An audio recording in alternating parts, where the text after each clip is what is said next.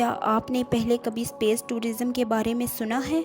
अगर आपने नहीं सुना तो तैयार हो जाएं स्पेस में जाने के लिए, क्योंकि अगले साल से मतलब 2022 में स्पेस टूरिज़्म पॉसिबल होने वाला है। बिल्कुल, आप अगले साल से वैकेशंस के लिए स्पेस में जा सकते हैं। सवाल ये है कि स्पेस टूरिज़्म कैसे पॉसिबल हो रहा है और कौन लोग इस प्रोजेक्ट पर कई सालों से काम कर रहे हैं, और कितना खर्चा होगा अगर आप स्पेस में जाएंगे और क्या-क्या इसके रिस्क फैक्टर्स हैं। तो आइए जानते हैं अपडेट ऑफिशियल की इस वीडियो में। स्पेस को एक्सप्लोर करने में कई लोगों ने दिलचस्पी दिखाई और कई चीज़ें स्पेस में एक्सप्लोर होती आ रही हैं, लेकिन स्पेस को टूरिज़्म के लिए एक्सप्लोर करने में 3 लोगों का बड़ा हाथ है। पहले नंबर पे आते हैं रिचर्ड ब्रैंसन, जो कि virgin galactic company space company के ऑनर हैं। दूसरे बिलियनर हैं जेफ बेजोस, जो कि स्पेस कंपनी ब्लू ओरिजिन के ऑनर हैं। और तीसरे में इलोन मस्क, जो कि स्पेस एक्स के ऑनर हैं।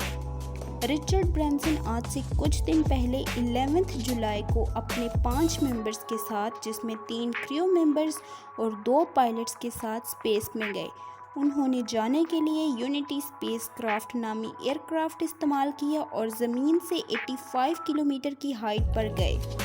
रिचर्ड ब्रैंसन ने अपनी फ़्लाइट को इंटरनेट पर लाइव स्ट्रीम भी किया था, और रिचर्ड ब्रैंसन की फ़्लाइट को स्पेस में जाने के लिए सिर्फ 1 घंटा ही लगा था। और ये फ़्लाइट काफ़ी इंटरेस्टिंग भी थी, क्योंकि इसमें रॉकेट की बजाय प्लेन्स का इस्तेमाल किया गया था। इस मिशन में कुल 3 एयरक्राफ्ट इस्तेमाल किए गए थे, जिसमें एक स्पेस प्लेन VSS यूनिटी और बाकी 2 मदर एयरक्राफ्ट। ये तीनों प्लेन इकट्ठे टेक ऑफ करते हैं और तकरीबन 50,000 की फीट पर जाके इस मदर एयरक्राफ्ट से VSS यूनिटी डिटैच हो जाता है, और फिर इसकी स्पीड सुपरसोनिक स्पीड से भी ज़्यादा, मतलब साउंड ऑफ स्पीड से भी ज़्यादा तेज़ हो जाती है। ज़मीन से 85 किलोमीटर पे जाके रिचर्ड ब्रैंसन और उनके क्रू मेंबर्स ने ज़ीरो ग्रेविटी को भी एक्सपीरियंस किया, लेकिन सिर्फ 4 मिनट तक। 1 घंटे के सफ़र के बाद ये प्लेन वापस आ जाता है और ये मिशन सक्सेसफुल कहा जा रहा है। रिचर्ड ब्रैंसन के इस मिशन में एक ट्विस्ट भी है। वो इस तरह से according to the international standard Richard Branson space में नहीं गए, but according to the USA standard Richard Branson space में गए हैं। इसकी वजह है कार्मा लाइन। कार्मा लाइन वो लाइन है जो स्पेस और अर्थ के इन्वायरमेंट को सेपरेट करती है, लेकिन USA स्टैंडर्ड इसे 80 to 85 किलोमीटर तक कार्मा लाइन को कंसीडर करता है, बट इंटरनेशनल स्टैंडर्ड इसे 100 किलोमीटर पर कार्मा लाइन को कंसीडर करता है। इस वजह से इस मिशन में ये भी कहा जा रहा है कि हो सकता है रिचर्ड ब्रैंसन स्पेस में गए हैं, और ये भी हो सकता है कि रिचर्ड ब्रैंसन स्पेस में नहीं गए।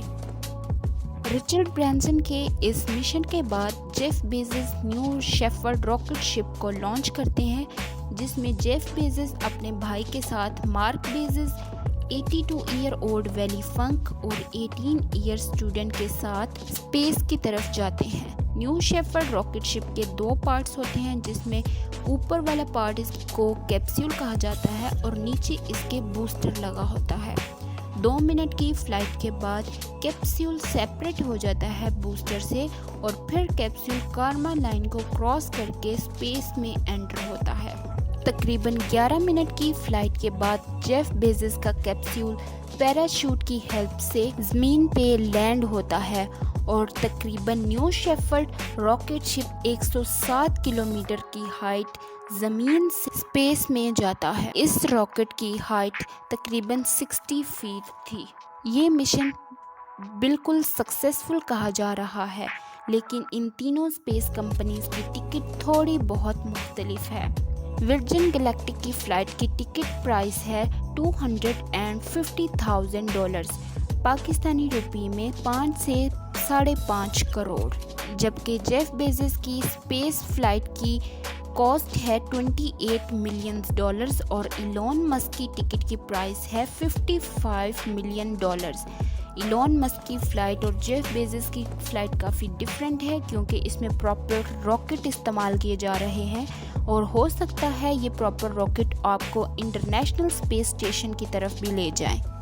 तकरीबन 600 लोगों ने अपनी सीट्स को रिजर्व भी करवा लिया है, जिसमें ज़्यादातर एक्टर्स, सिंगर्स और बिजनेसमैन आते हैं, जैसा कि जस्टिन बीबर, लेडी गागा वगैरह।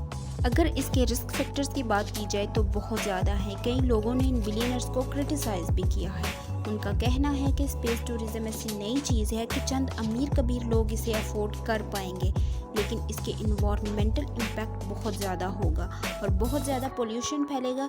जब ये रॉकेट टेक ऑफ होंगे तो इतनी हीट जनरेट होगी जिससे ज़मीन पर ओजोन बढ़ने लगेगी। ओजोन लेयर एक ऐसी लेयर है जो हमें सन की हार्मफुल रेडिएशन से प्रोटेक्ट करती है, लेकिन हार्मफुल गैसेस में जब नाइट्रस ऑक्साइड रिलीज़ होगी तो उससे ओजोन की डिप्लीशन होगी, जिससे हमारी ज़मीन पर ओजोन बढ़ने लगेगी और हमारे एटमॉस्फेयर में ओजोन कम होगी। ओजोन का एटमॉस्फेयर में कम होने की वजह से सन की हार्मफुल रेडिएशन ज़मीन पर आएंगी, जो कि बहुत ज़्यादा नुकसानदेह हैं। आई होप आपको ये स्पेस की इंफॉर्मेशन इंटरेस्टिंग लगी होगी। So don't forget to subscribe update official and leave a comment below.